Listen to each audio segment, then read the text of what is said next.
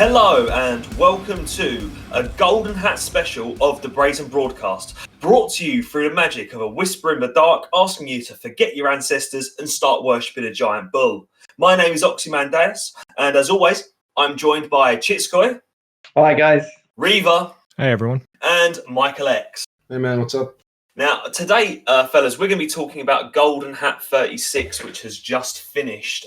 It was one of the best turned out competitions we've had on CDO for quite some time.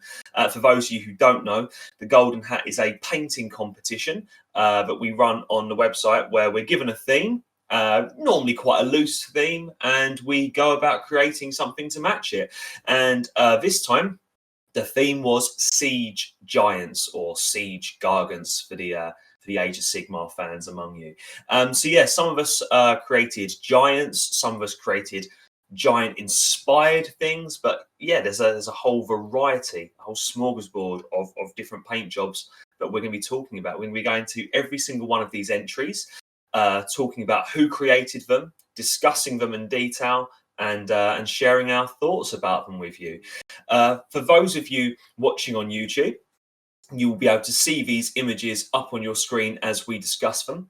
For those of you who are listening at home, you could go onto the original Golden Hat thread, which we will link, so you can actually look at the pictures while we discuss them there.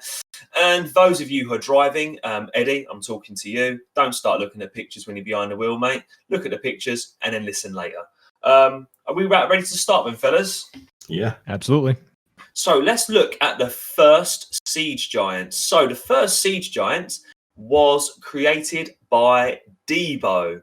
Having a look at this guy, he is absolutely fantastic, isn't he? He's built on an absolutely giant scale, and I'm loving, really, really loving the bright, bold 1990s style colours that he's used. In fact, he's put his model in front of the original White Dwarf Presents Chaos Dwarf's book, and you can see the inspiration for the colours popping straight through there. I think what he's used is he's used one of Lost Kingdom Miniatures statues, and he's just blown it up to a ludicrous size and painted it not like a statue, painted it like it's something alive, and it's got this wild stare looking into your soul. This guy looks pissed off. What have we got to say about this one, fellas? Well, he was the first one that stood out to me. And the first thing that sprung in my mind is the first thing I quoted on the forum. That's like, I guess this guy must be remembering some kind of greenskin uprising or something. He's totally back in Vietnam. I love it. And as you said, the color scheme is well, it's very old school. And it fits the model actually pretty well. Yeah, I like what he's done with the broken wall there in the background. Gives it a sense that he's just smashed through that thing, and he's just kind of gloating now, standing in this little courtyard. Yeah, absolutely love it. I really enjoy the goblin green grass base aesthetic. I think it's almost kind of like a suggestion of what would have happened if the big hat range of the 90s had sort of carried on forward, right, and had gone mental without going grimdark. And I think it's got just it's one of the most charming entries in the contest this time around. Yeah, I have to agree with that. Absolutely. The base itself is totally evocative of that era. And a lot of those old factions from those eras don't have the giant crazy models because Games Workshop wasn't producing them back then. So naturally, as the game became more grimdark, the models got bigger around that time. So we don't really have examples, apart from a couple of those armor casts and kind of like original Forge World style models of what kind of 1990s style models would have looked like at this scale. And I think he's managed to create that. And you guys mentioned in the smashed wall there, I cannot believe I hadn't even noticed that. I suppose I was too busy staring at his big old eyes and those bright colours. I didn't even notice that. He's got is it the Kool-Aid Man? Reva, I'm making an American reference. Can you help me? Oh, yeah. I only know it secondhand through references. I'm trying, guys. Well, the funny thing is, it's looking at the details of the model and having painted 36 of these guys, but then in dwarf scale, it's pretty stunning how much it looks like the small version. I think Lost Kingdom just blew up the scale of this one and added the X to it. But it's exactly the same model as I've painted, so it's fun seeing it in a different color scheme. It's quite a statement of the quality of Lost Kingdom miniatures that Debo's been able to blow it up to this scale, and it doesn't look like it's lacking for detail, does it? It looks good at this scale, which does go to show the amount of detail they are squeezing into 28mm models is crazy, isn't it? I suppose you could even blow it up again 2 or 3 times this size. I reckon you could, yeah. Makes me want to try it. I've printed one of these. Actually, I printed the 3 different statues that they have, including this one. But not this big. So it'd be interesting to see how large you could take those up and get them on an FDM printer. And I'm certain you'd still have some detail there that the FDM would, blur a little bit. But yeah, I think you could blow it up a whole lot bigger than they furnish those STL files in. Depending on the size of printer you have, you could probably go like 20 centimeters high, something like that. What's that? Just under 10 inch? Yeah. Yep. Well, I was thinking it just goes to show that model looks quality at its size. You could blow it up to a crazy proportion. You could stick it at a bit of an angle and use a mesh mixer or something to cut part of it off. You could have like a giant centerpiece piece of terrain of like a half buried Chaos Dwarf statue, and that's just making me want to do that. Yeah, I think 3D prints are really good for doing that kind of stuff because you don't feel as bad damaging or destroying them and building them into terrain, right? Because they didn't cost you the earth to actually get a version of. So you could really feel like you could fuck it up as much as you would need to do for an old decayed statue without feeling too bad about the money you're throwing away. I mean, the fact as well, yeah, you can convert them so much easier and without that guilt or fear. Especially, no one likes cutting up a classic mini. I've done it, and it hurts every time you do it. But with a model like this as well being scaled up to this, if Lost Kingdom Miniatures was still only selling physical models, this simply would not have been an option to you, would it? No. Well, then we'd have to see either custom sculpted giants or heavily converted giants to be amazed like this. Yeah, there was a fella on the Facebook who re-sculpted a really old Chaos Dwarf 1980s model at a really large scale, and that was all done completely by hand. I know I've tried to nab him for the Brazen Bulletin. We were talking, but it seems to have dropped off. Hopefully I'll grab it at some point. It's lovely. I would love to do an article about it. But that looked like an absolute labour of love, like something he has spent months, if not maybe a year, sculpting from scratch. A really like a long, kind of slow, traditional process. Whereas this can be done with a 3D printer and scaling it up, and you can have an amazing result. One last thing on Debo's Mini, right? We talked, regular listeners will remember, we talked about Lost Kingdom and the range, and we talked about how it was, grim, dark, big hat. I think Debo's done something that none of us would necessarily have bothered to do, which is he's taken that grimmer, darker, big hat, and he's just been like, fuck that, it's 1994. And he has ungrimdarked it by using a retro color scheme that's taken straight from the Warhammer Armies book or the White Dwarf Presents. And honestly, to look at it in the first instance, I didn't even realize it was Lost Kingdom until I'd been trying to figure out what he'd done, because he's made it look so much more fun, That's such a good point. That is such a good point. He really, really has done that, which is a testament to Debo's skill as a modeler and a painter here, and also a testament to those Lost Kingdom miniatures that they do have one foot in both camps of both being grimdark and old school. So it goes to show that the artist can actually take those in either direction. You could make a very retro looking army using Lost Kingdom miniatures if painted in this style. Interesting. Right, shall we plow on to the next one? I recognise this one. This one's your one, isn't it, Michael?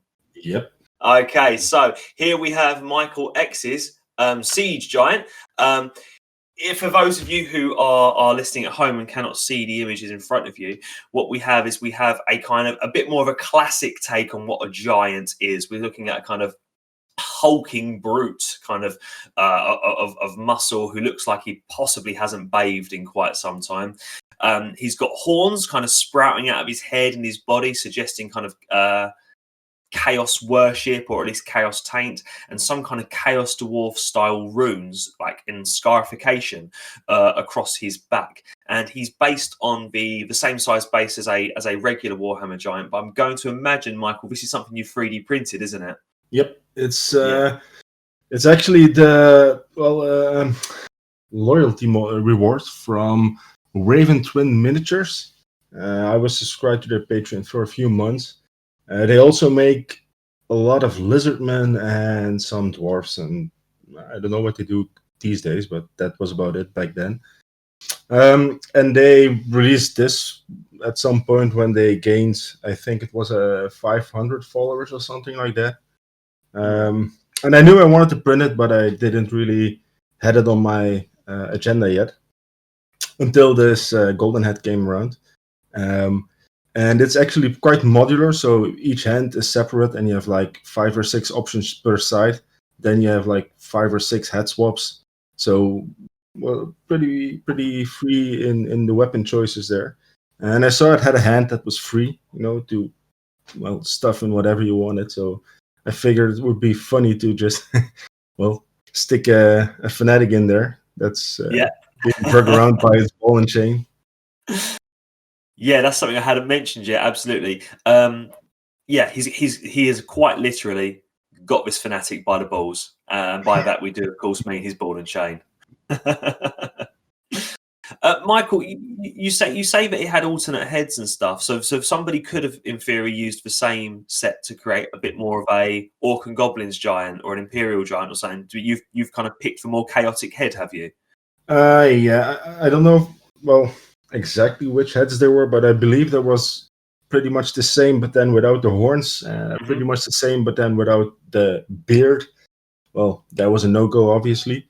And I believe there was one that was pretty different than the others, but I forgot. I think 4 or 5 head options. I just went with the one that I liked the most. Yeah. And then for weapon choices, I think you had a hammer, a bat, a mace, barehanded, and something else. I forgot the other one, a flail or something like that. But I felt the axe looked just badass, so I went for that.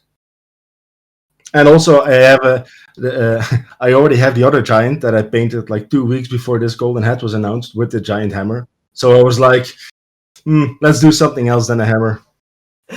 And you've painted that axe. I've noticed you've done this on a few of your things. The axe has got a kind of like a warp stone, a weird stone thing going on, hasn't it? Yeah, and that's inspired by Among the Wicked Dowie. Is that right? Yeah, I don't know which episode that it's mentioned, but it's like, I believe you talk about some greenish stone that they find in the caves, or at least that's how it developed in my head. I was like, yeah, that's cool. So I was like, the dwarves in my mind, they just use whatever they find in the ground, whatever it is, and it was like, okay, some sort of obsidian, greenish obsidian. Sure, exactly. Yeah. Let's make sharp weapons of it, or decoration pieces. Yeah. And it contrasts nicely with the color scheme I have going. So it's like some highlight on a model in green. I liked it. The first thing I did was the hammer of the other giant, and then the axe was the second one. Which this one is actually the best one I ever painted, the axe. So. And then I started doing it on all different kinds of models. I just wanted to say, I think that is hilarious that you got that idea, or that was how it read in your head, because it's my favorite part of the mini as well. I think the most impressive things that for my money that you've done with this one are, I think the beard is painted in an extremely impressive way. I think the scarification is an incredibly cool touch. But I think those 2 pops of color with the potion on the right-hand side, although it's not as easy to see in this picture I'm looking at as it might be, you can see it in the top right corner.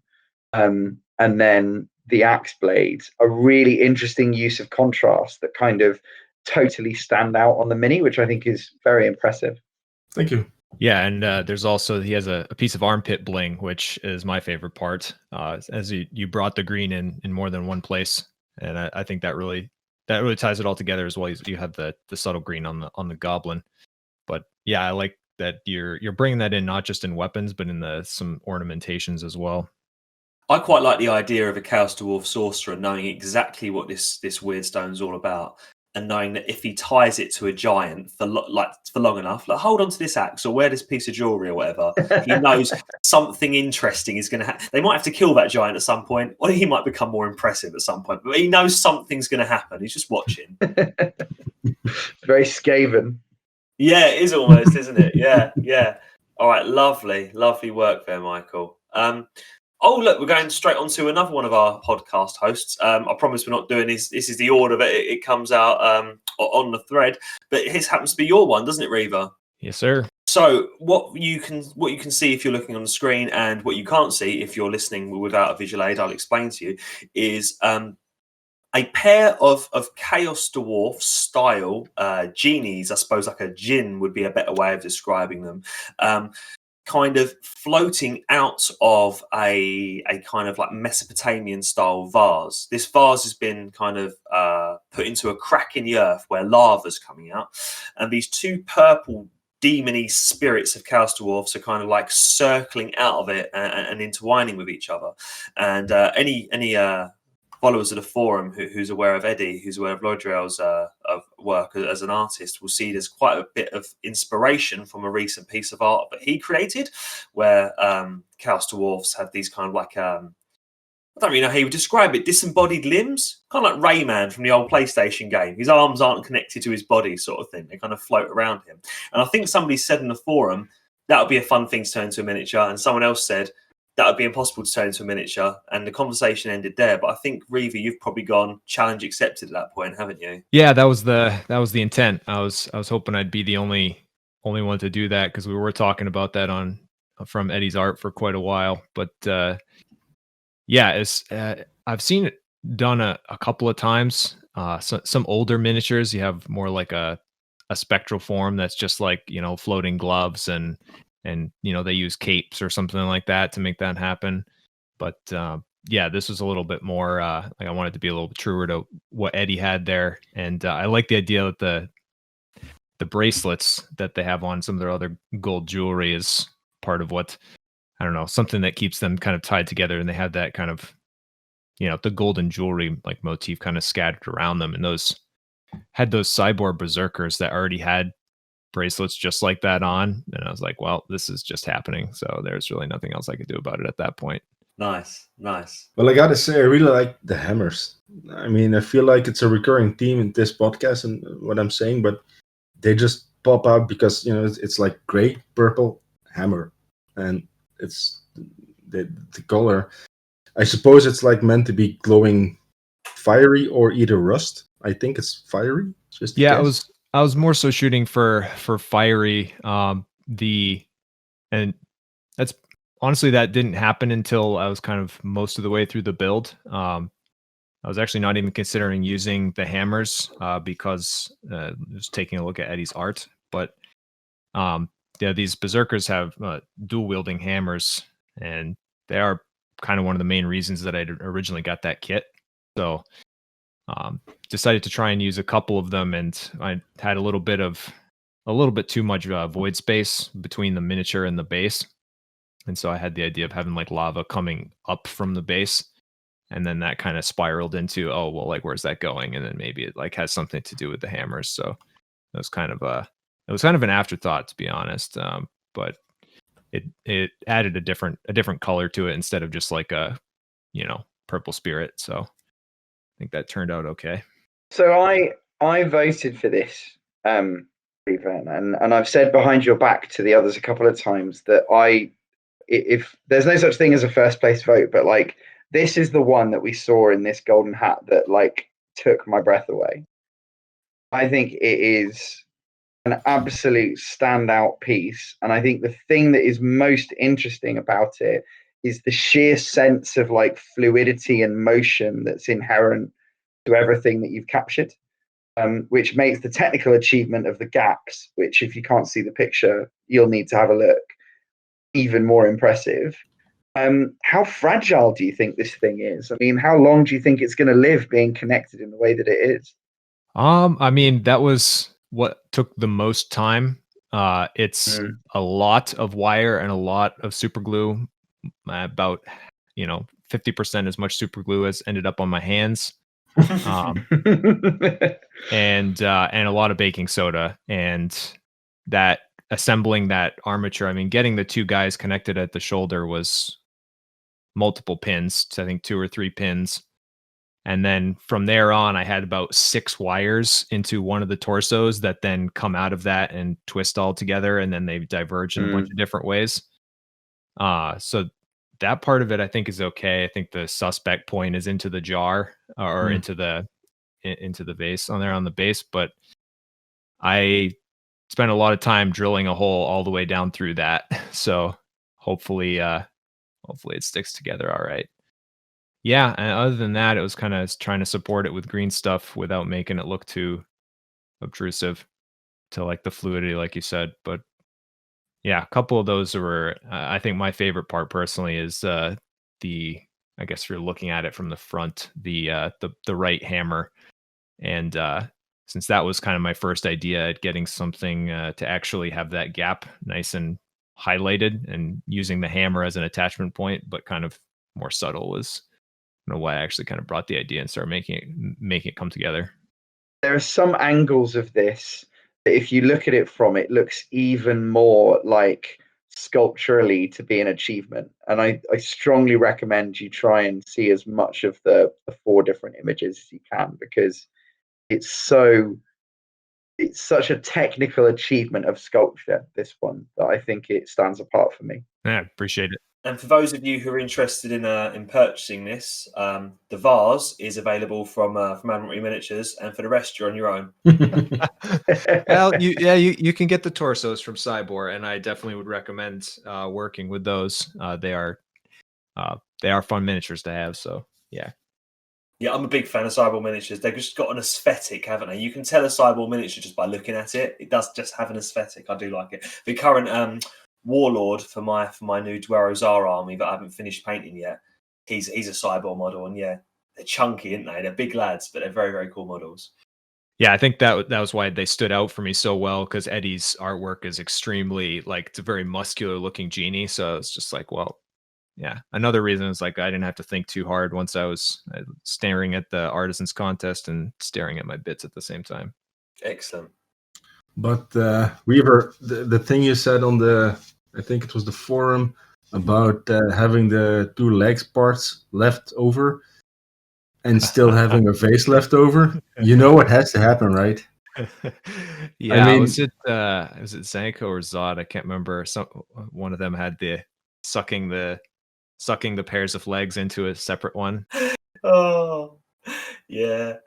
I know you're going to do it at some point.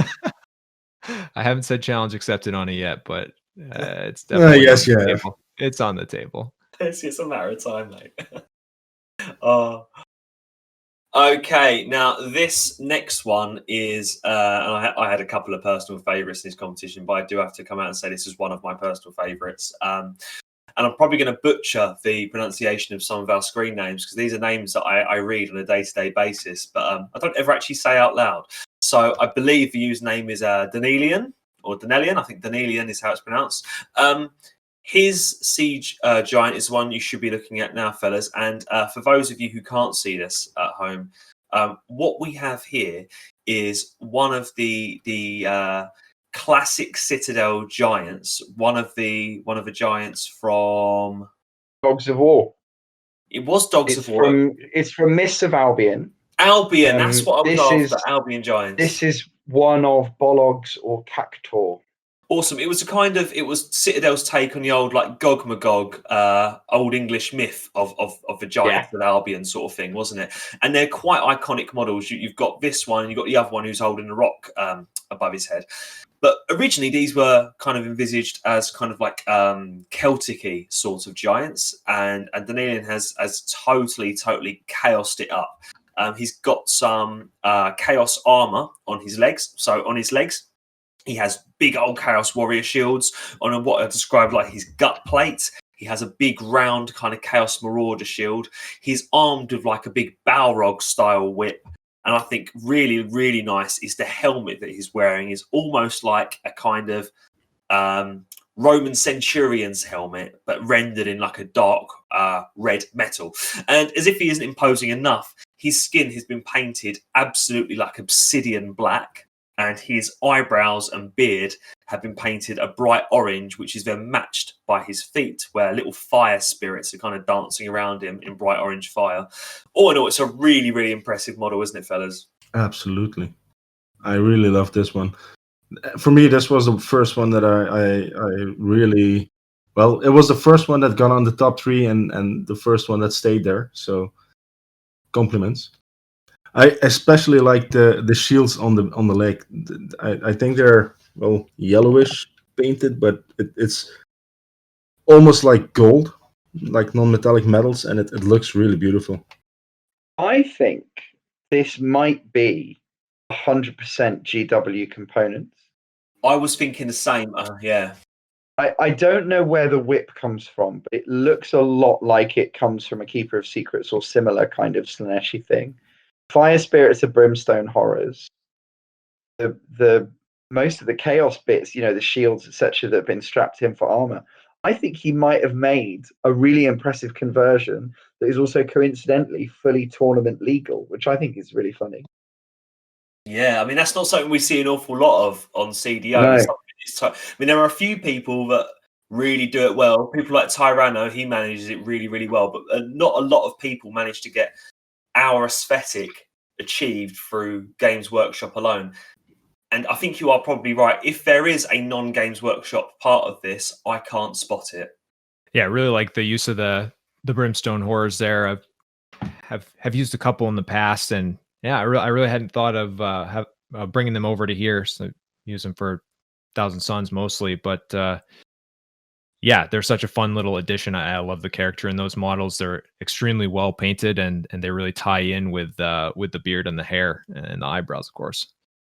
And I think that's just been that really brings the whole model, makes your eye kind of travel around it, and he's put the kind of scattered the horrors on the base in such a way that you really it creates visual interest in where they're positioned, and then tying it in with other colors on the model.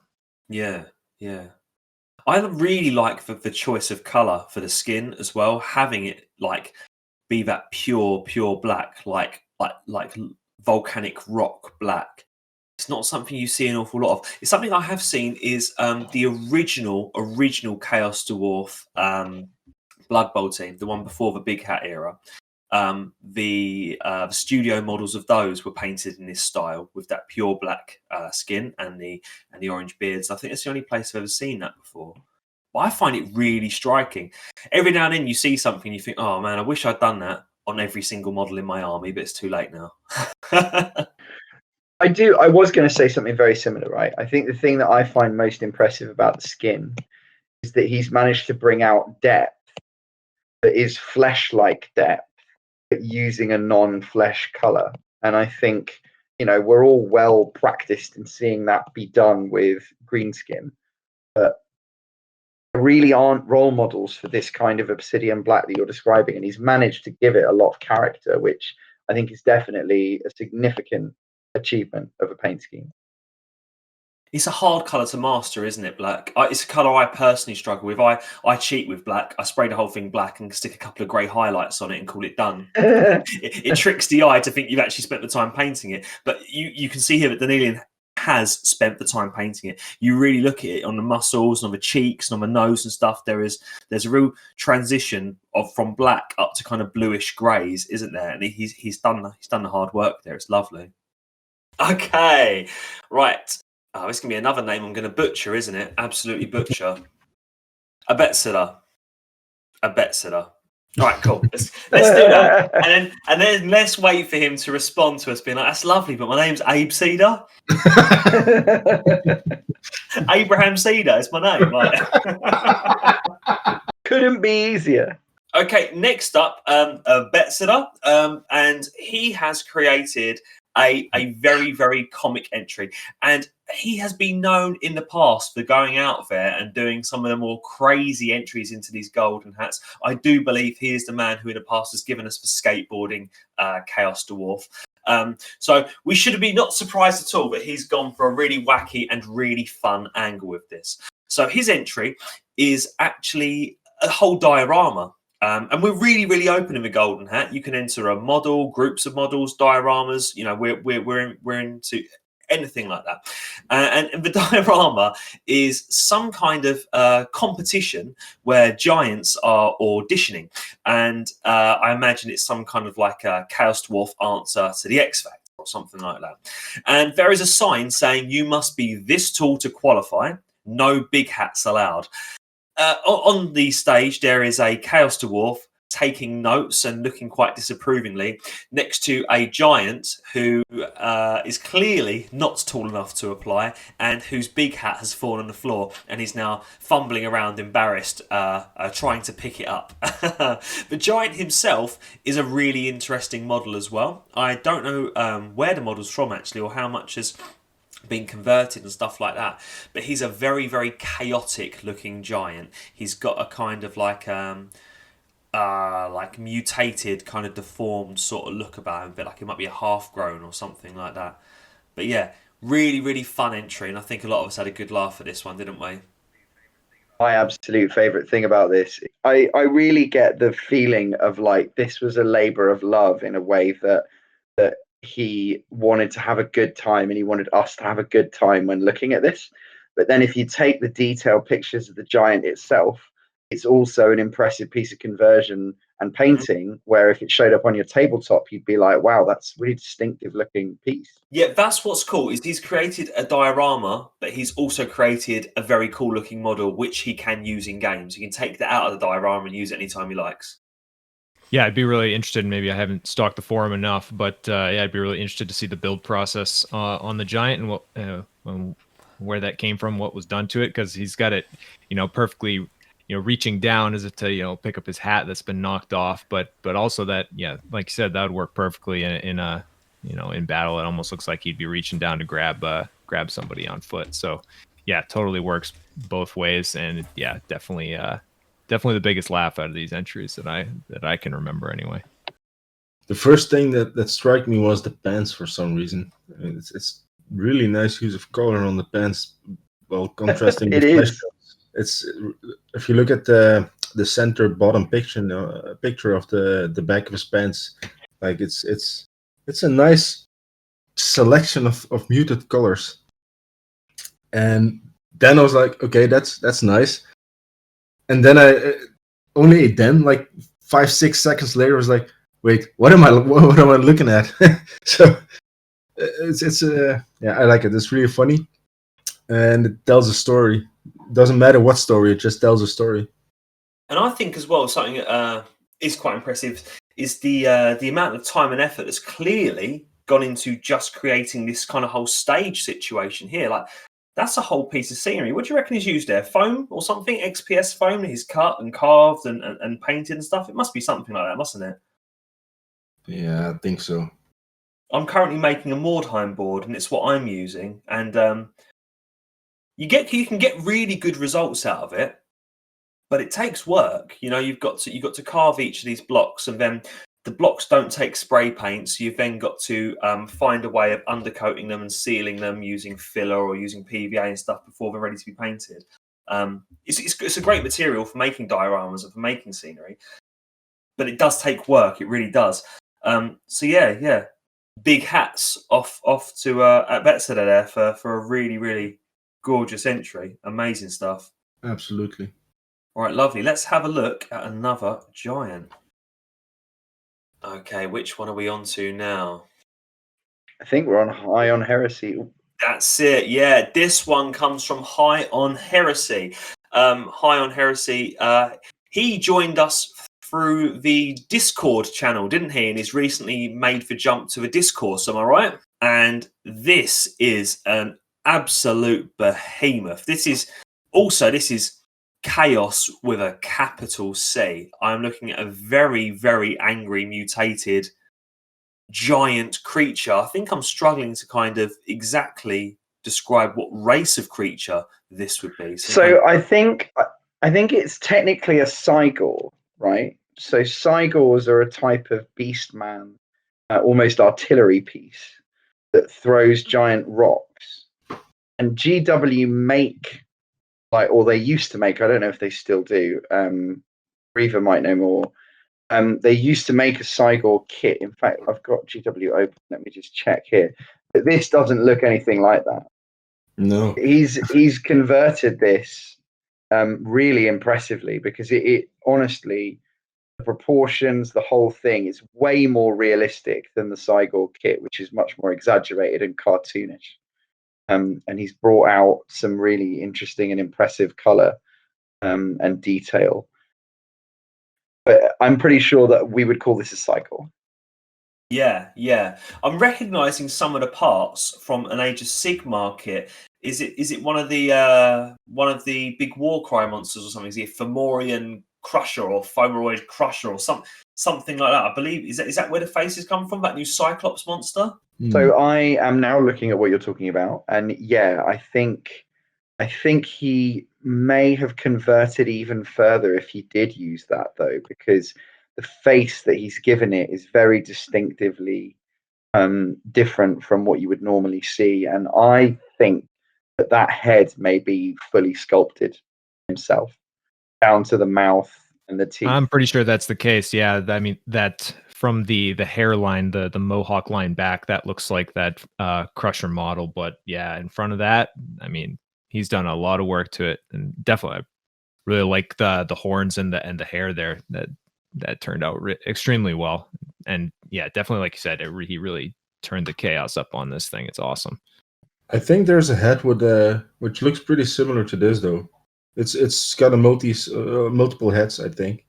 Yeah, but you can see he's taken the Fomoroid Crusher's head, and as you say, he's done some extensive work on it. He's changed the whole chin and stuff. He's added these great big horns to it and that as well. And also, the Fomoroid model is big, but this is bigger. This is much bigger than that original model. So if you look at the original Fomoroid model, his head takes up maybe a quarter or a third of his body, whereas this one takes up less than a fifth of his body. It's he's made a much larger, like as you say, kind of Cygor style beast here.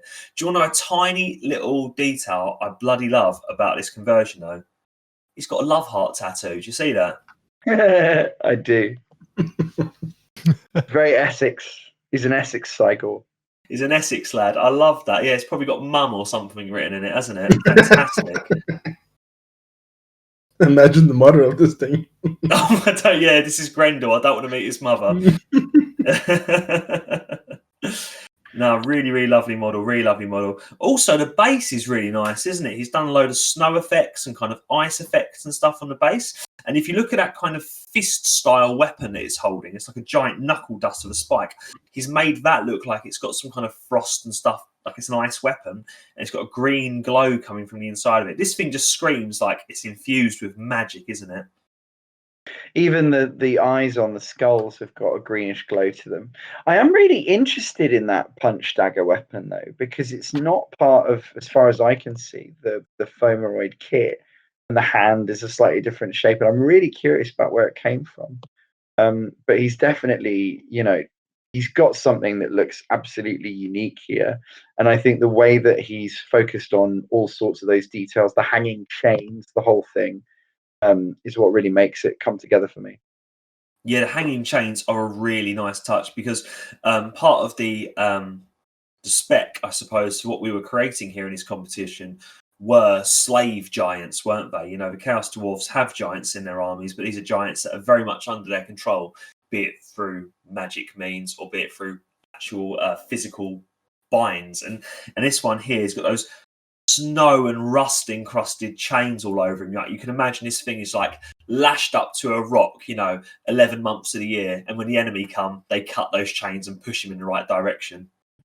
I also like the dynamic of I don't know exactly what it is, but in the hand he's got that punch dagger thing. He has also got some sort of whip. I don't know what it is. I just noticed it because I was looking at the bottom right picture, and there's this thing going up. I don't know where to. But it does create some motion in the picture, in the model, which I do like. And the cloven hoofs also nice. Yeah, it's the cloven hooves and the horns, which I suppose are also kind of a beastmen kind of style things. But it's that sort of that's sort of what ties this thing to Hachette and stuff as well, isn't it? It's got that kind of like cow demon thing going on for it at the same time. I would happily field this in my Beastman army or in my Chaos Dwarf army. Yeah, absolutely. I think you could easily do it in a Beastmen army, a Chaos Dwarf army. You could have this with a Chaos Warriors army as well, quite happily. You know, this thing could just as much be a being created by Tzinch as it could have been created by Hachette. Yeah, you brought up the original or the last, I would say, GW Cygor model, and I would much prefer to have this one sitting on the table.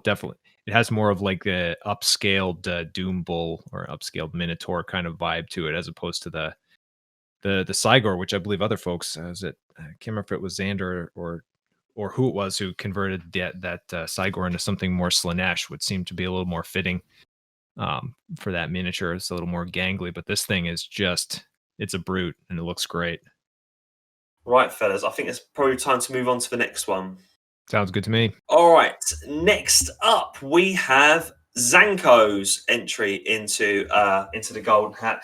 Zanko, if you are listening, I don't know how you keep doing it, mate. This is a man who has over 10,000 points of Chaos Dwarfs in his collection, and yet every single competition he is still cranking out models. And even when there are no competitions on, he is still cranking out models for this army. It's an army of an absolutely astronomical scale.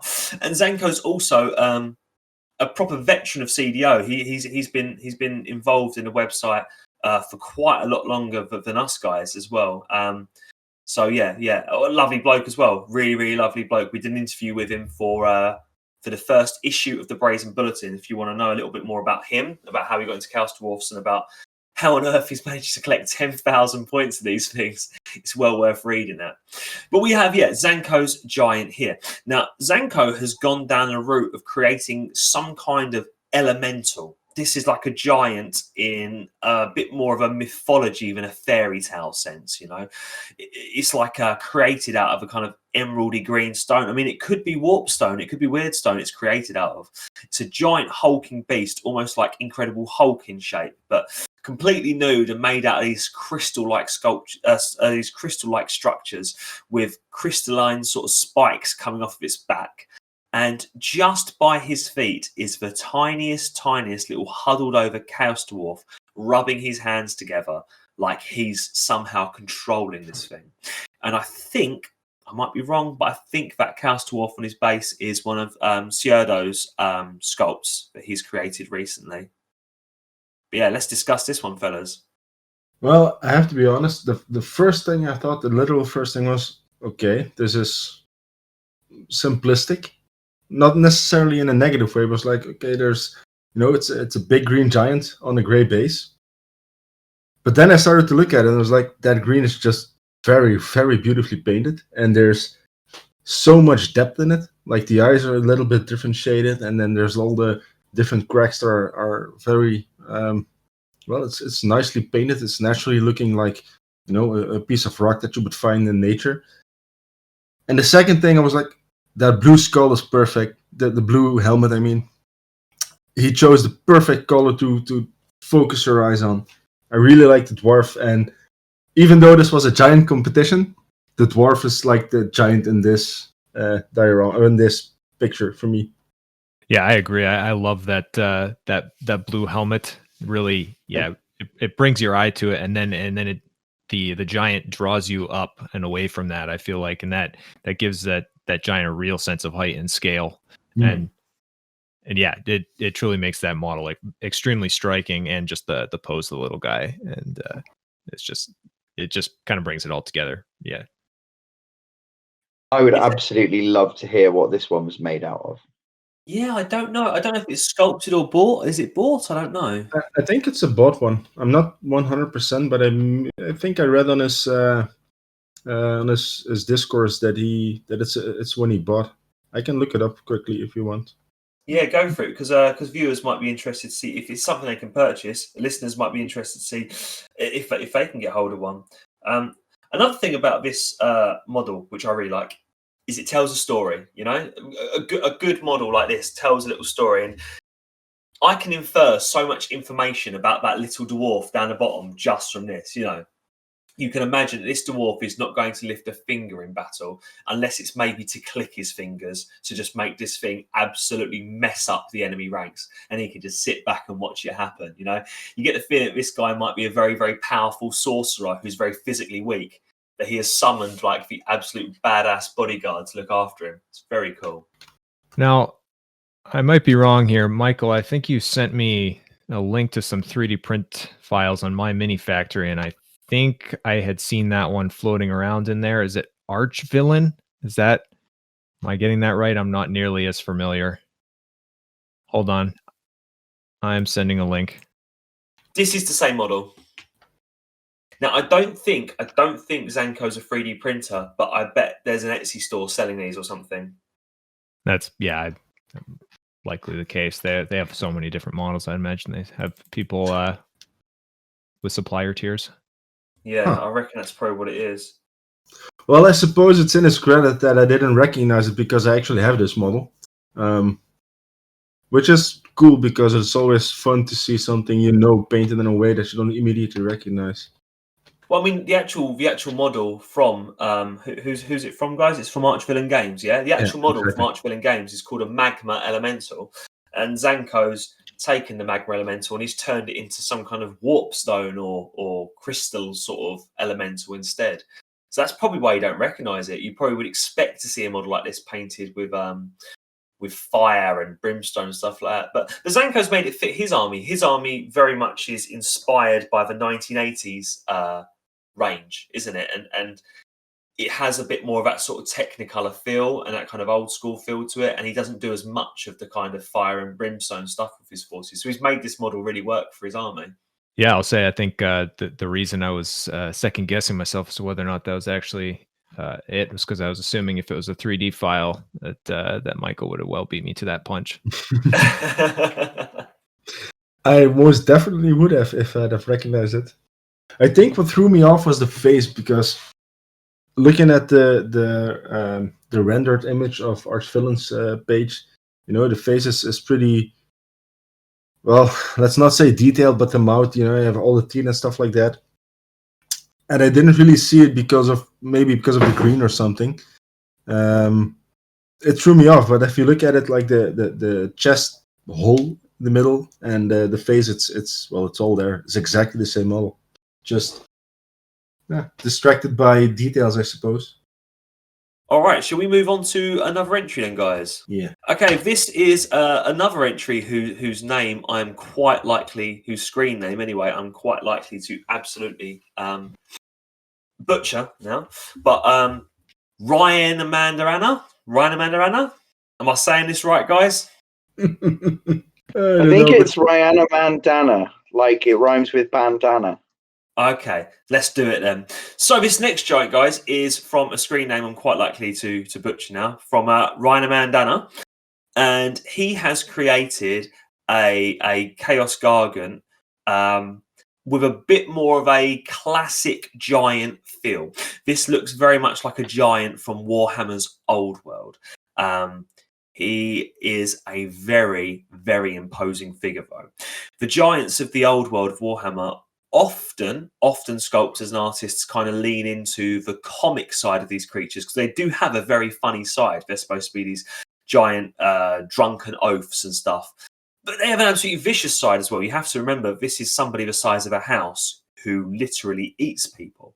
And what I think has been really, really captured in this model really well is the absolute menace of this model. He has this stern, nasty expression on his face. He looks like you just do not want to mess with him. He's got like a corn icon coated in blood hanging from his neck. He's got a giant club, which is like a rock tied to a log in one hand, and on the other hand he has a series of pieces of wood with spear tips kind of strapped to his wrist. And the pose is so threatening. He's like, I suppose, technically at rest. He's got his arms at the side and he's looking over one shoulder, but he doesn't look at rest. He looks like he has just absolutely battered the living daylights out of something. He's now breathing very deeply and he's coming for you next. What do we make of this model, guys? I like the top right picture of the collage because it's like a movie poster of some kind of hooligan movie where you're like, "Oi, what are you looking at?" You know, it's like just as you say, coming after you. I really like the pose. Yeah, that's a good point, Michael. I hadn't thought about that, but since the way he's positioned it on the base, it really looks like he was, especially if he were, marching forward, and then something caught his attention, making him look over there, and he's kind of like taking that breather to pause, or like you said, Oxy, right after he's probably smashed the living shit out of something.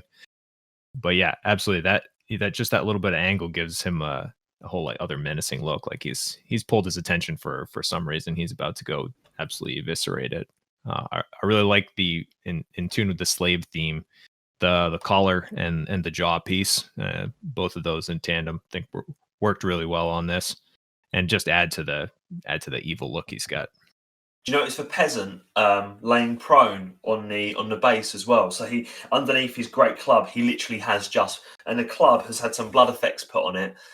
He has just clubbed something. Do you know what? This is the first time I've zoomed in enough to that base to really notice it. I didn't see that at first viewing, but he has actually just killed something on the base. It's a lovely detail. For me, this is, I think you were saying it at the beginning, really. This is the vintage classic take, right? And I actually really like it for that. The other detail that I love the most, I'm surprised you guys didn't mention, is the pupil size. Yeah. I think it adds a certain degree of like malevolence and a bit of otherworldliness to an otherwise extremely grounded mini, right? Like Chaos has not spent long on mutating this dude, and yet just with a simple little stylistic choice like that, he comes across as absolute evil. Yeah. Also, the use of shadow in the eyes. I don't know if it's just lighting and picture angle, but it's pretty well shaded around the eyes, making it even more striking to have the white pupils or the white eyes in the dark sockets. And in terms of what this model actually is, in terms of like where the parts have come from for it, I'm looking very closely at it now, and most of it is coming from the plastic Citadel Giant that's still available in shops now. But that model, although it was absolutely revolutionary when it first came out, and I do still quite like the model, I've got a couple in my collection, it is very limited by its pose. You have to make that model in that striding forward pose because that's the way that the legs are very, very much fixed. But an awful lot of subtle converting has been done on that model to make it stand in this way.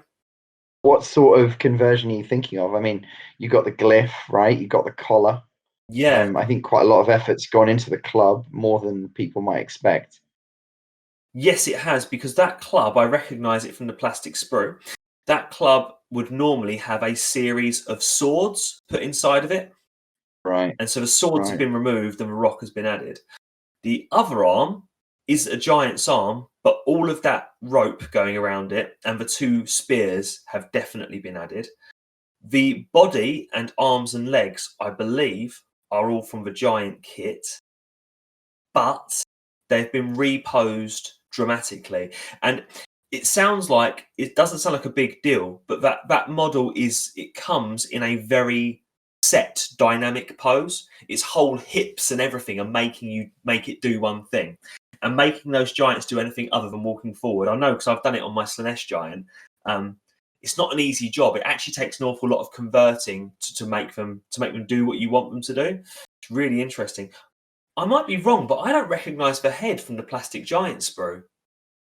Unless it's just where it's got that neck thing and mouthpiece in front of it. It's confusing my brain a little bit, but I don't actually recognise it as one of the heads from the sprue. I've used this sprue a lot, by the way, guys. I've done about 4 of these giants. Yeah. One of the other things, I don't know the kit that well, but in fact, there's 2 more comments I think I'll make. One is, I have a feeling that rope is actually twine. It is, yeah. Like literal physical twine that he's then painted, which I think is a really smart move, because look at the amount of effort he will have saved himself by doing that, and yet it reads so well as in-scale rope. Mm-hmm. And the other thing I think that we haven't commented on, although we kind of have, is that the way that he's positioned this model on the base makes a big difference to the way that you read it. It's a longer, thinner base, and it draws the eye to the axe, and it draws the eye to the pummeled peasant dead body, and it emphasizes the insignificance of you compared to the giant, which is a really cool motif for a miniature that's a giant, right? Because a lot of the giants that we've looked at are really big, but the choice, and I think you've done it, and we're going to look at yours in a minute, Oxy, the choice to include someone small helps you to kind of read the giant in the world that he's in, which is a good move. I think especially in a competition like this, because normally your giant is standing next to a regiment of men, and that's where you get your scale from. In a competition like this, your giant's standing there on his own. He could be 5, 10, 20 centimeters, and you wouldn't know. So yeah, by putting that there, you get a feel for the size of that creature, don't you? Very good idea. Right, should we move on to the next one, fellas? Yeah. Oh, okay, this one's my one. So, yeah, this is the model that I painted for this competition, and this is actually a giant from Mantic Games. Mantic Games recently released their giant kit, and it's an interesting kit. It's a basic kit, as in you get a body, you get 3 arms, 2 legs, and 2 heads. So you can make 2 different giants with different weapons and heads, but that's about as far as you're going to get in terms of customization for these models. If you're looking for the customization of a Games Workshop giant kit, their new Mega Gargants will set you back £100, £200. I don't know how much they are, a lot of money. But this cost me about, I think I got it quite a good deal on eBay, about 20 quid, but I think you can buy them for about 30 quid from the shops. So it was a budget model, but I thought quite a nice model. And I painted him up in the style of my new Norscan-inspired Chaos Dwarfs. And I put the little dwarfs at his ankles. You can only see one of them in this picture. There's another one poking him in the back of the leg with a spear, which you can maybe just about make out behind the guy with a whip. But I was limited for the amount of pictures I could put on here. But anyway, I don't want to talk about my own model too much. Have you guys got anything you want to say about it? Are the little guys also in the lower picture, or is it just for the top right picture? They will be in the bottom left picture, but they're so small it'll be quite hard to see in that picture. Okay, that made it just a tiny bit more awesome, because I thought you had to like put them in the picture and then taking them out for the other ones, but they are totally not visible. It makes the giant seem even taller. Anyway, I immediately knew this was you. Just based on the, well, grayish skin tones and overall style, because it's perfect for your Jordan. Do I say it right? I'm calling them the Duero, but yeah, the Norsey dwarfs. Yeah, that was it. So I think it's just the muted color scheme and the bright red cloth on his stomach, I suppose, that just pop out. I'll say the same thing I said to you before. You really missed a chance to give him what's it called? The Scottish pattern on his like a tartan. Skirt. Yeah, you should have given him a tartan skirt, but other than that, perfect. Yeah, I think one of the things that really caught me, I mean, obviously the skin has been mentioned on the forum, but I actually really enjoyed all of the rope work and how well that was painted. And that's, yeah, I mean, you can tell there's like great care put into that, and it's used in profusion on the model. So that's no small amount of effort to get that all looking, distinct. And there's also enough different hues within it. So you get kind of the sense that it's, they grabbed what they had and they clothed this guy up. And I think that comes across extremely well.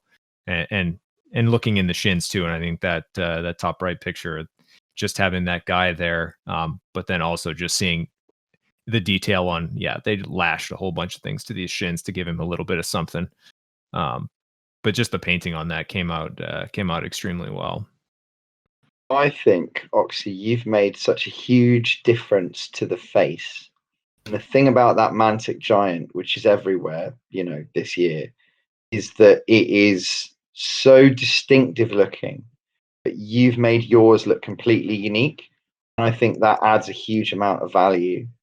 And if you haven't seen an image of this, because I voted for this one as well, and the skin is the thing that leaps out at you as a technical achievement. The thing that nobody mentioned on the forum that I've been preoccupied with is if I could direct you guys to look at the lower two photos of the 4. Oxy, how much time did it take you to get the bark on that club in exactly the way that you wanted it? Because it is incredibly distinctive looking and very impressive. I'm so glad you mentioned the tree because it's the only bit I want to talk about. So I painted almost all of this giant. His base was actually the last thing to be done, but he was basically painted apart from the great big log that he was holding. And I was looking at the model not in terms of it being a real giant and it doing its thing, but in terms of it trying to be a coherent piece of art, I suppose. And it had its brown sort of stuff around its legs, all those ropes and stuff, and he had brown ropes around his body and a brown wrist wrappings. And then I took a look at this thing he was holding and thought, am I supposed to do a brown tree, even though I've kind of decided in this model the ropes are brown? Do you know what I mean? And I thought, how am I going to make that stand out and look good? So I ended up doing a really stupid amount of research into what rotting silver birch is it? Yeah, it's silver birch. What silver birch looks like when it starts to rot, when the silver bark starts kind of peeling off, and when little bits of moss and stuff start growing into it. And it might not be the most impressive part of the model, but it's the part of the model that definitely took the most thought and kind of research to go into, really. And I was quite happy with it in the end, because now the model kind of reads of white snowy base and white snowy club in the air, and then him in the middle of those two things, and it kind of, I think, works a bit better. I think if it was brown, it wouldn't have worked as well. So thanks, Chits. I'm glad you noticed the tree, mate. That's what you keep me around for, boss. Yeah, I mean, I think another part of that, and I don't know if this was intentional or not, but it very much reads as a 3 to me, because of the beard and the white and grays you've pulled into that, and 3's a great number when you're talking artistically, and you've spaced them out on this miniature quite well. So yeah, it pulls your eye around if you're grabbing these white areas and it pulls you around in 3 different locations, and that odd number works very well. I would say probably the only other thing, and probably one of the things that calls this out as being your scheme, is that you didn't go with some like mossy green on the tree, because that wouldn't have jived with anything else. But it would have technically been an option in terms of how to address brown rope on something. But I mean, you chose the option that fits extremely well with your theme and this model in particular. Yeah, green was something I flirted with. It really was. But I just thought if I put too much greenery in it, the basing scheme was kind of thrown out, as in like, where the bloody hell have you been in the mountains and found this really green tree? Yeah, absolutely. Yep. Yeah, but I know what you mean. Yeah, it would have worked in terms of colour. And like you mentioned the beard, and Chits mentioned the face there.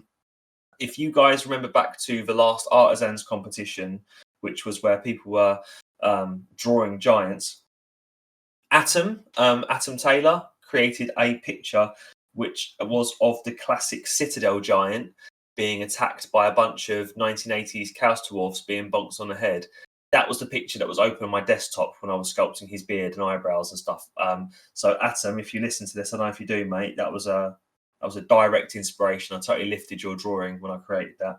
So that would be a 1980s miniature inspiring your drawing, which then inspired my miniature. Right, cool. Shall we move on to the next entry? Next giant bomb. Jack Swift, an artist whose work I am always absolutely in awe of. Whenever he enters these competitions, he always enters something really, really impactful, thoughtful, and interesting. And he's not failed to deliver on that this time. So he has entered as his siege giant some kind of giant Kadai destroyer, fire elemental, robotic demon monster. It is an absolute beast. Michael, this is from one of the 3D printing patrons. What one is it? I knew this question was going to come. I have no idea. I think I have it, but is that the Titan Forge? It might be Titan Forge. Well, the gunners I have are from the same release, I believe, so that would make sense. I'm almost certain it's Titan Forge because I almost bought one of these because you can buy it as well as print it. Same. Yeah. Yep. Oh, really? And for those of you who are those of you who are not able to see the images right now, I'll give you a very quick description of what we are seeing here. This, as I said, is a giant robotic kind of monstrous Kadai destroyer creature. It has 3 arms, I think, or has it got 4 arms? I can't quite tell. There are 4, yeah. It's got multiple limbs either way. 2 of its limbs are clutching a giant axe. The axe also has a demon's head built into it. Another limb is clutching a great big shield. There is a 4th limb. There is, with another axe peeking out behind that. It's got a beard, but the beard is completely made out of metal chains, and its face is far more bestial than dwarven. In fact, the whole thing has like a giant robot minotaur sort of motif going on. And Jack Swift has used a lot of reds in the creation of this, and it's got lava and stuff all over the base. But I think the thing that we're probably going to discuss quite a bit that catches your eye is his use of blues in the metal. A very cold, non-metallic metal blue running through an awful lot of this. So yeah, who wants to go first and try to pull apart this absolute beast? Right, so first of all, this is from Titan Forge's Sons of Kashan-Vra range. I don't know if you pronounce it like that, but I suppose you do. And it's called an Infernal Golem. And I do believe there's been quite some modification and adding bits and pieces to it extensively. I was poring over this, and this is no offense to everybody else on the forum, but in terms of folks' blogs who I have saved the most pictures from to my personal archive of things I'd like to use in some way, I think Jack Swift kind of steals the cake on that. Yeah, a lot of conversion work, particularly since this was a 4-limbed thing with, I believe, all of the same weapon, and he's gone and made it something that's much more applicable to kind of the siege theme, and particularly the piston hammer with this. I believe he mentioned it might have been a Reaper land shark or something of that nature. I could go back and check, but I had to go search that mini up. But yeah, and the conversion on that to make a very appropriate looking kind of lava demon head with the blade on it definitely sells it for this competition compared to kind of its original form, which has the axe that I believe he only used once on the model in terms of the actual weapon that it's it in its native habitat, it has the same axe 4 times, and so he's added the shield, he's added the 2-handed weapon that sits across both of the hands on the left hand side. He's reposed it, even though it's not particularly posable, so that both those arms are gripping that same 2-hander. But then he's also added a massive chain gun to the shoulder. I don't know if you guys missed that one.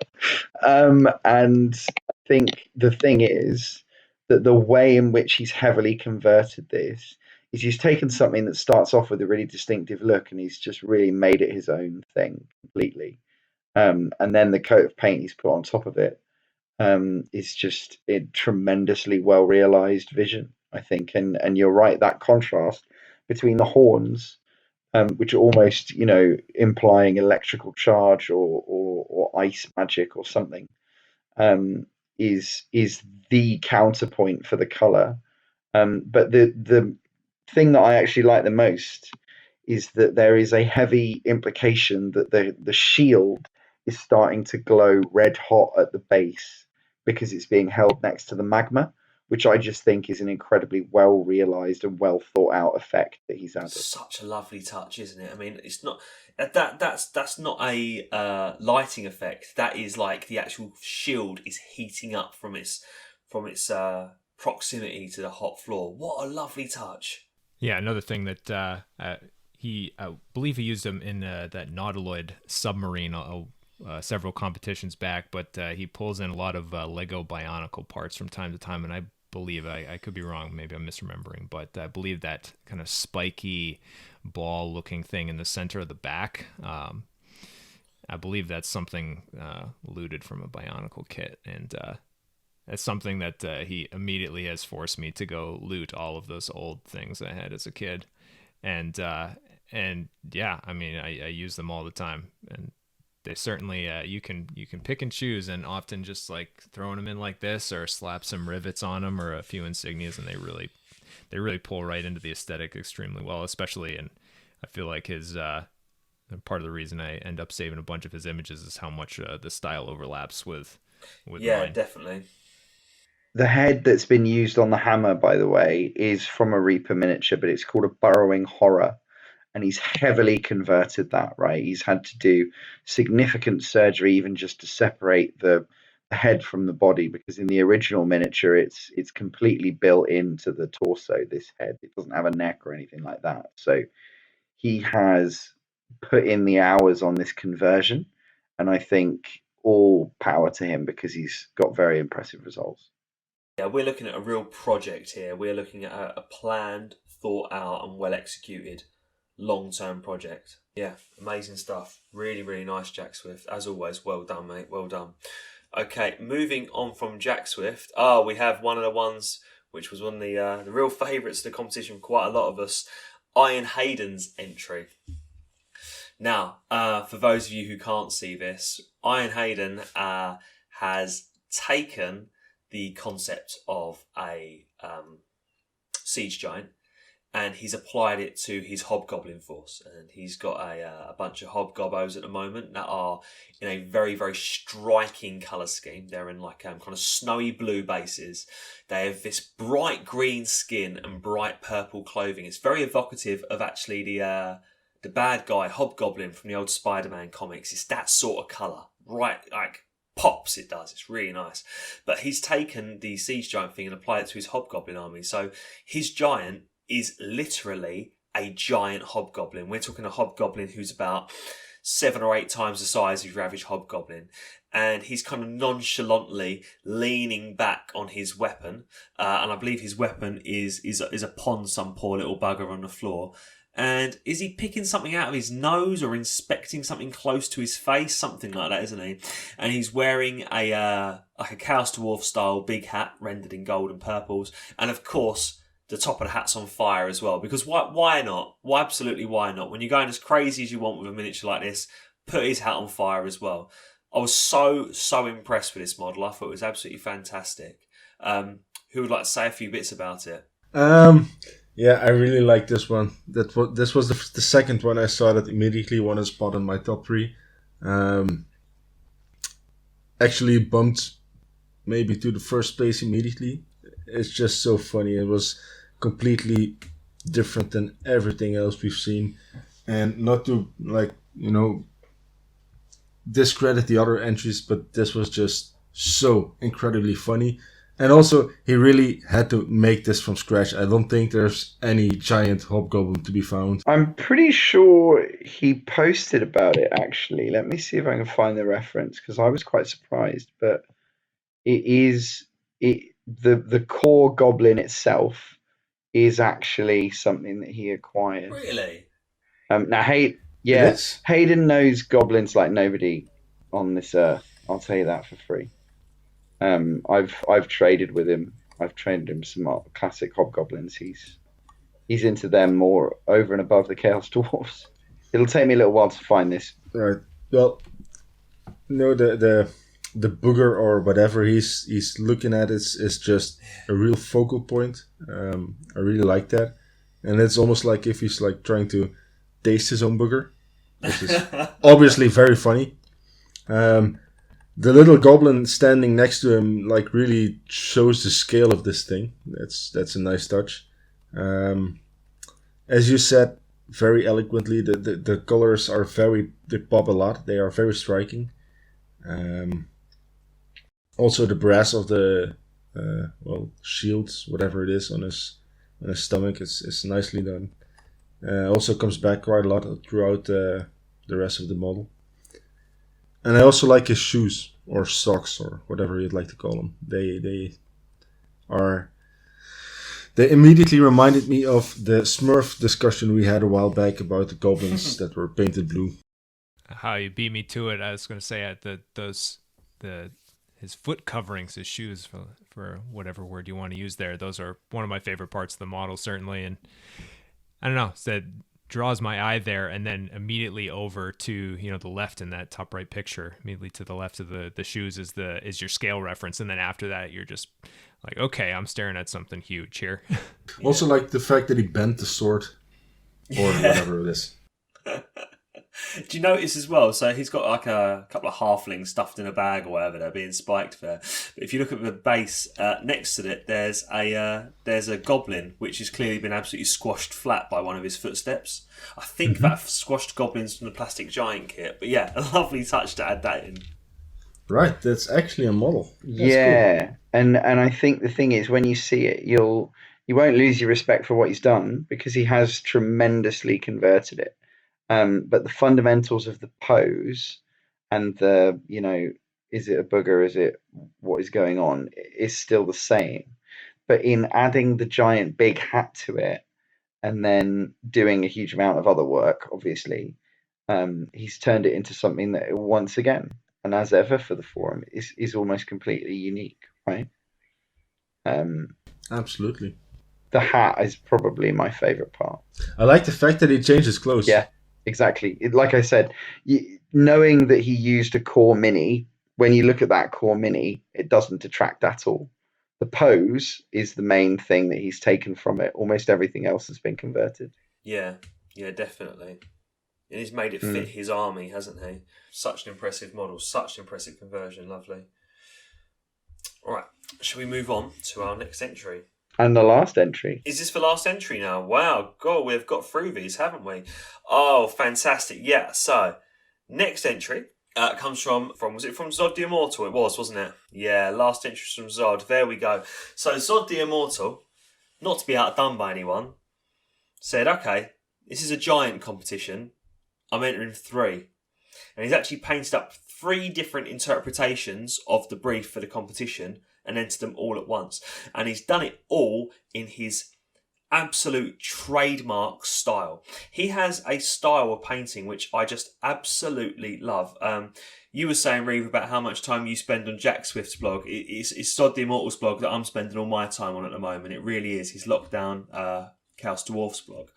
He has a style which is both very new and using new techniques, but is so old school in its feel at the same time, and in its palette, in its colour choice. But anyway, I'll describe for the guys at home what we have here. So first of all, we have a siege giant. This giant is the kind of middle hammer metal giant from the old Orcs and Goblins range. He's the one who has the signpost hammer that says Nuln 10 miles or something like that on it, and is a model we've all probably seen quite a few times. He's often got the kind of like crocodile scale head helmet thing going on. But what Zod's done is he has really made him look like a Chaos Dwarf, has fitted him out for war. He's put big old metal plates on one of his shoulders, and he's put a Chaos shield on the other shoulder, and over his head he's got this kind of like large wide metal helmet that looks like it's attached to him, riveted to his body or riveted to his skull, with little eye holes for him to look out of. It has a real look like this is a kind of a slave sort of beast. The next giant he's entered is one of the giant golems from the Scotia Grendel range. I own one of these. They are really, really delightful models. They are so old school in their feel, but they're so modern in their scale. They look like an old Citadel model, but they didn't used to make old Citadel models this big, you know? It's a really, really cool model, and he's painted this one. This one has like a machine gun and a giant power claw, and he's painted it in very bright blues with purple accents. And the edge highlighting and stuff on that is absolutely expert. And then when we move over, the next one that he's got it's a juggernaut, isn't it? One of those kind of metal rhinos of corn, but not any old juggernaut. This is a juggernaut with a little halder on the back, and on that is a Chaos Dwarf with a hand-operated cannon. Quite a trio, isn't it? It's quite a lot to pick apart here, guys. Yeah, this one took a lot of inspection to just figure out what the hell I was watching or what I was looking at. It was like every model has his own little hidden delights that you can discover. Overall, they're very cohesive, which I like. yet totally and completely different. Obviously, the one that's most striking is the Scottish Grendel one, mostly because of the blue. Yeah, and the guy with the giant metal dome on his head, he reminded me of Juggernaut from the X-Men. So that was a funny. Yes, definitely. Hey, Yeah. thought the same thing. Yep. Yeah, so I really liked him. It's just weird and funny at the same time. Just fits with old school Chaos Dwarfs. Yeah, I think of the things that domed helmet, just hilarious, fantastic, absolutely, just sells that on being a slave giant. Love the little skull on the spear, as if he legitimately came up to a wall and managed to spear somebody right through the crenellations. Yeah, I think that one's my favorite of the three. I know there was a little cheeky vote for which of the three was your favorite, and I think that one takes it for me. But I do like the conversion of the Juggernaut with the little guy and the bell. Just for some reason that little howdah he's got on the Juggernaut. Just there's a lot of character in that miniature, and especially for a siege scenario, I think that one really fits extremely well in the contest, having the little bombard operated and then also a Juggernaut. So I think he's brought together some really great concepts there.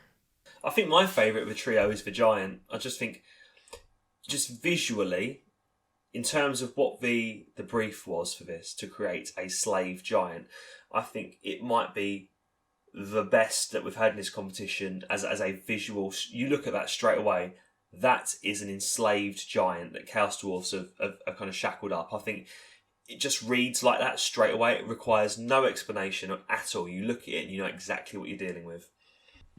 I think there's a lot to be said for the Juggernaut, though, because that howdah and the way, I mean, I've got a thing about war beasts, right? I think they're really cool.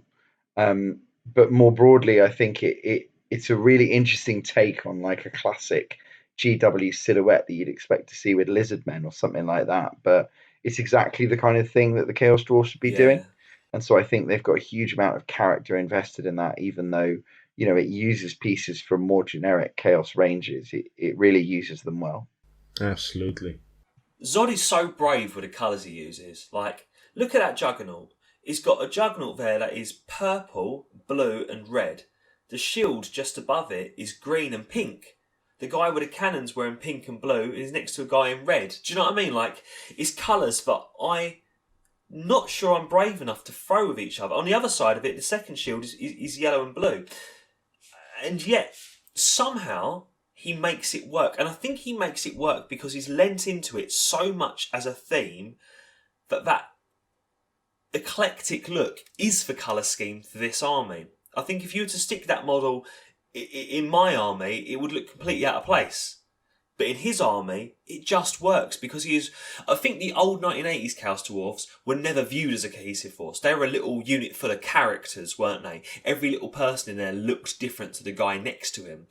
And I think he's really lent into that in the way that he's designed his army. And I think that's how he gets away with it with his colour schemes. Because as I say, I'm not sure I could make it work, but he really has. But talking about his colours in general, not only the competition, but in general, his use of colors is just magnificent. I mean, not only the colors he chooses, but the way he applies them. For example, if you look at the Grendel Scotia looking thing, and you look at his feet, or well, whatever it's called for a metal thing, the blue on there is just stunning. It's absolutely beautifully shaded. Yeah, it really is, isn't it? Yeah, and he's not done what I've got one of these golems, and I went the very lazy route of it, a little bit like when I was talking about Black earlier, where I just lent into really over the top edge highlighting to cover up the fact that I can't paint things like that. I hate painting vehicles. So my one, I painted it red, dark red, did a wash, and then did some orange highlights, called it done. But when you really look at the blues he's used here, there are whole tones of blue moving from dark right out to light. And those edge highlights that he's done are tiny. they're expert little thin edge highlights he's got on there. I mean, it's not to take away from what he does. Absolutely, it's more like to credit what he does. It's like the effect you get when you use contrast paint, but then how it should be when you use contrast paint. Like it's the effect that I intend to get, but never achieve because it's not, well, it's a cheat. So if you look at this is just perfectly shaded without looking edge highlighted or I don't know. I don't know how he does it. It's just beautiful. Well, it's that word, isn't it? Contrast. Everything about this actually does have, in the artistic sense of the word, not in the Citadel paint scheme sense of the word, it has literal contrast from dark to light, from one colour to another, and that sort of thing. I wonder if he plans these colours. I hope so. Sits down with his brush and just thinks, I'm going to go for it. I hope he does plan it. I hope it takes a lot of work to plan these, because else, something has to make me feel a bit better. If he just does it naturally, we're quitting. No, that's not true. We're kidding. All right, I think that's all the giants we had there, fellas. That was an absolutely epic competition.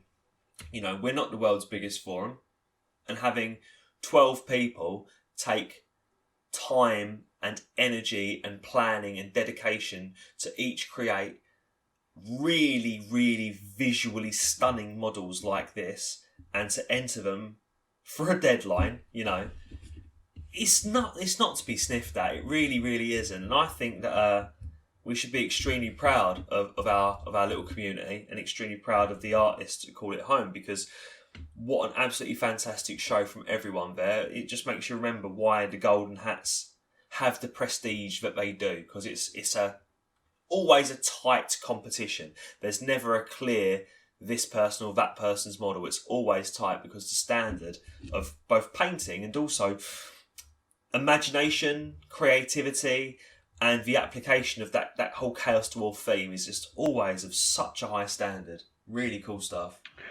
Yeah, I have to say, this is my first Golden Hat since joining the forum as an active poster.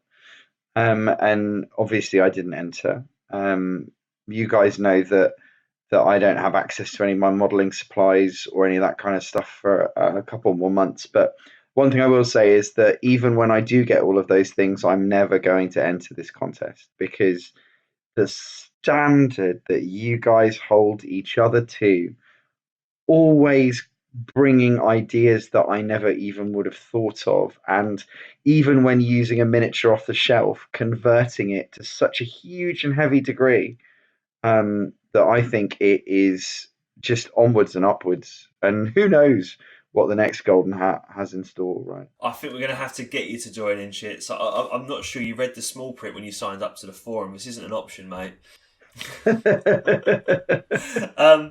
Yeah, who knows what the next Golden Hat will bring, the next painting competition. We know what the next competition is, though. The listeners might be interested to know that the next competition isn't a Golden Hat. It's kind of a sister competition to the Golden Hat, which is the Artisans competitions. Now, where the Golden Hat is a purely painting-focused competition, and obviously, as you can see, we do celebrate heavily conversion and sculpting and stuff within that. It is primarily a painting competition. The Artisans competition is slightly different in that it is often more of an art competition, as in create something. So we've had Artisans competitions before which have been to draw or paint something, and we've had ones that have been to build something. And this one is to build something, to convert something, to create something. So this next competition, painting is a factor, but creativity and the building of something is an even bigger factor. So Artisans competitions are open to people, for example, who don't paint, who just build. People who do 3D sculpting and stuff like that can enter this competition. And the theme is artillery, is cannons, siege engines, trebuchets. But I think the three guys who are going to be entering from the podcast, we've already decided amongst us that it's a little mini competition, and you can create any artillery you want for this. But I mean, who wants to go live on air and explain what it is that us three have decided we're going to be creating for this competition? Well, it's not that difficult though. It's an S cannon. The arse cannon. It's going to be a beautifully sculpted demonic butt shooting whatever you fancy, at whatever you fancy, in whatever way you fancy. Genitals included, if you please. So we don't kink shame here, guys. So for those of you who are regular adjusted members of society and are not aware of the Nick Lund arse cannon, I mean, God bless you. You've obviously lived a very, very fine and altruistic life, but I'm about to ruin your life by flashing an image up on the screen. This cannon was an unreleased model in the 1980s. And like so many of those unreleased models from the 1980s, it must have at some point been leaked from a studio, because you can, for a very, very high price, still find them floating around on the internet. And it is literally a shackled demon whose body has been turned into a cannon. And the sculptor has been extremely mature about that, and he's made sure that it's the arse of the demon, which is the cannon end that is firing projectiles at the enemy. It was originally called the Demon Cannon, but the community has since known it as the Ass Cannon or the Arse Cannon, depending on the type of English you speak. And it's become a little bit of a folklore legend amongst us. There are a few of us that own Arse Cannons. Zanko owns 3 Arse Cannons. There have been modern sculptures of it as well, haven't there? There's been one by Adam Taylor.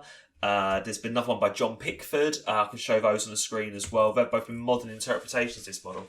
But yeah, we've decided amongst the 3 of us that we are going to be creating our own arse cannons for the next competition. We need an arsenal. Already well underway. I feel it necessary to ask you guys to just run down the coincidence that happened in every Brazen broadcast household over the course of the last week, where you told your girlfriends / wives what it was that you were actually starting work on. Because I ended up telling mine about what you were doing, which is weird enough. But I'm really interested to hear what your girlfriend said when you said, I'm going to be sculpting a giant demon that shits cannonballs. Yeah, I guess I'll go ahead. And this actually happened in preface of the actual contest announced, where I had already come up with the idea and got working on it just because it needed to happen.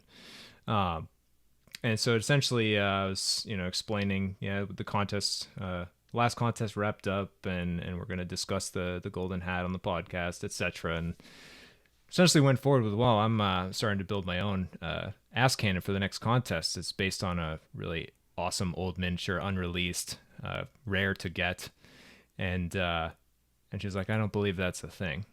And I was like, oh no, it's a thing. Yeah, it's a demon that shoots whatever it wants out its ass. And she's like, that's not a thing. So I sent some pictures. We were actually chatting on Discord. So I was like, oh yeah, here it is. Take a look. And she's like, well, I can't really see like that. I still don't believe you. And so then I had to send a side view. And it's like, oh yeah, nope, clearly that's coming out the ass. So. And then it was like, well, yeah, okay, I guess that's funny. Moving on. That's pretty much it. Well, we were eating dinner, so no better time to tell her about demonic ass I'm sculpting. So I was explaining in detail that there was an old model that looked like a demon bound to the floor with a metal tube sticking out of his ass, shooting whatever. And that there's a new competition where we had to make one of those. And her reaction was, okay. Literally, that's it. Okay. On the other hand, today, when I actually did some sculpting, she walked in and she saw what the hell I was holding in my hand. And, well, she looked at me like somewhat disappointed. Like, when you look at a kid who's just been caught, drinking or something, like, ugh. And she's like, yeah. What are you doing? And I was like, with a boyish smile, I'm sculpting a butt. And she was like, again, okay. And she walked away. I mentioned it to my missus, we're driving in the car to work, and said about how the last competition had gone, and said about the next competition coming up. And I said, it's an arse cannon competition. I said, so I'm going to be sculpting an arse cannon. And she just said, "Haven't you already got one?" Nice. And I said, "No." And she said, "You've spoken about them enough. I thought you already had one." That is almost disturbing. So It's shameful, is what it is, Cheers. So I told mine, and I had to explain this to her. And you have to understand that, like, she got together with me before I got back into the hobby, right? And the hobby is like extremely new as a publicly discussed topic in our household because I don't particularly enjoy talking about it. And I kind of sat her down. I said, look, all the other lads on the podcast have told their missus about this. So now, even though I'm not really involved in this because I'm not going to be making one, I need to walk you through it. And I showed her the picture, and I talked to her about the history of it, why it's so rare and coveted, and she knows about my eBay shop and all of the trading that I do. And she literally just kind of blinked it away and was just like, "Men are pigs," and just left the room shaking her head gently. And I said, I asked her to elaborate, and she was just like, "I don't expect anything better from men when you leave them alone. It all just degenerates into this." And I thought that was an interesting take on it because we've definitely done that to this artisan contest, whether they want us to or not. Yeah, we definitely have. Yeah, definitely. I mean, when I explained to Mrs. because I've started creating mine now, I've got a skeleton of it done, and she said, "Well, what are you making? How are you making it?" And I just didn't know the words to tell her because at that point I was already, well into making a milliput sphincter at that point. and all I had to say to that was, I'm creating something that you will be ashamed of, and quite frankly, I am ashamed of. And I just left it at that, really. I'm not sure if I'm going to show her the final product. I'm not letting my daughter anywhere near it. Oh, mine is looking at it every day. She's like, "What are you making?" I was like, "Well, it's a monster." "Oh, what's that?" "Well, that's a metal tooth." "Why is it shooting out of his butt?" "I don't know." I don't know how to answer this. But it's, she's cool.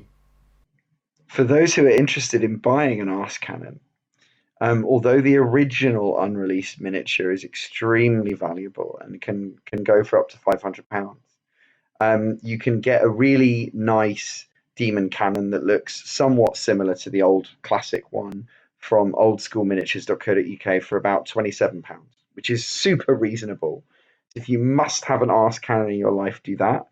It will not surprise any of the lads on the podcast to hear that about 5 a.m. this morning, I completed a transaction to get my own original unreleased Arse Cannon, which will be with me in the next couple of weeks, at which point we can start having conversations about where it should go and who might be interested in it. But at the very least, I will have my own Arse Cannon, even though it won't be one I made myself. Motion to make this artisans contest the golden degen competition. We'll just need a new medal up on the forum for that. It's just the golden turd. Absolutely. This is it's kind of a new high. It's kind of a new low. In fact, we've got what we want, but we've got what we wanted. But at what cost? Should we have been given it? Should we have been given it?